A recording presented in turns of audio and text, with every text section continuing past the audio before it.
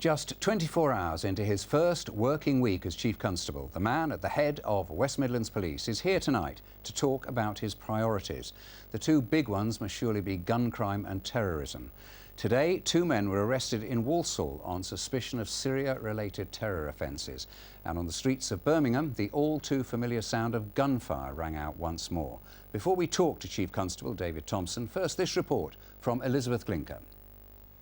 Saida Sultana is a mother of 6, a Muslim convert and a community activist. She spent the last 10 years trying to prevent grooming and radicalisation. What I'm trying to do within my charity is actually get out there and say, look, it can happen to anybody's daughter, to anybody's wife or sister.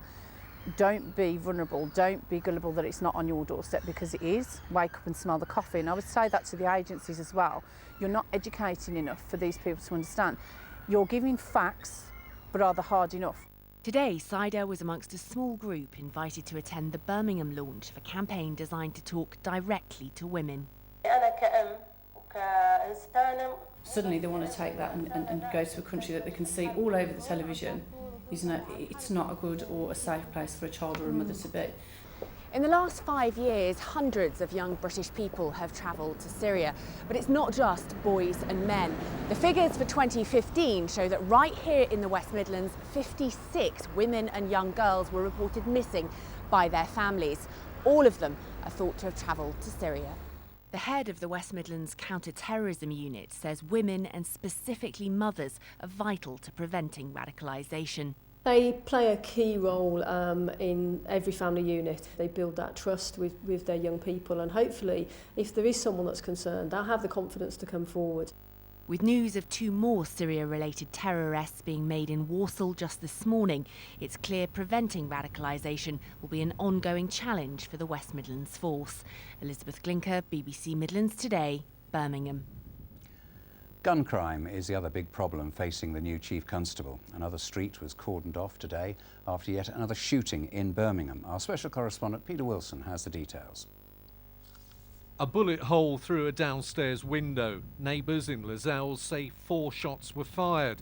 Police are investigating damage to 2 houses and a car. They were shooting just down the road in Great Bar the other day. One of my friend's cars got shot at. There was a shooting in Handsworth a couple of days ago as well. 3 lads got shot. And now it's come here to my doorstep, so... Frightening. Yeah, it is, yes. West Midlands Police have a new Chief Constable. There's a lot on his plate, from cybercrime to global terrorism. But this wave of shootings that are affecting Birmingham shows no sign of slowing down. Dave Thompson is the new man at the top, and he admits that gun crime is the worst he's seen. Anything to do with the firearms or drug dealing in any areas, please let us know. He's an expert on counter-terrorism. His officers are working with international teams to investigate alleged contact between the armed terrorists who attacked Paris and individuals based here in the West Midlands. I'm the new Chief Constable for the West Midlands. The new chief knows he can only police with the help of the community. He also uses social media and Twitter. Should we start walking? Yeah.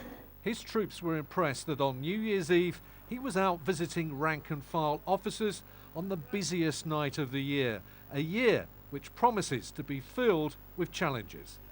Peter Wilson, BBC Midlands Today. And joining us now live is the new Chief Constable of the West Midlands, David Thompson. Good evening to you, Mr. Thompson. We've just seen 2 reports highlighting 2 major issues you've got to face. Rather than me putting the questions, I'd like to put a couple of questions from members of the public. First of all, this one from Christopher Arnold. I'd like to ask the Chief Constable about violent crime such as gun crime and knife crime in Birmingham, what he's going to do about it. So that was fairly short and to the point, because there is a feeling that it's out of control at the moment, especially gun crime.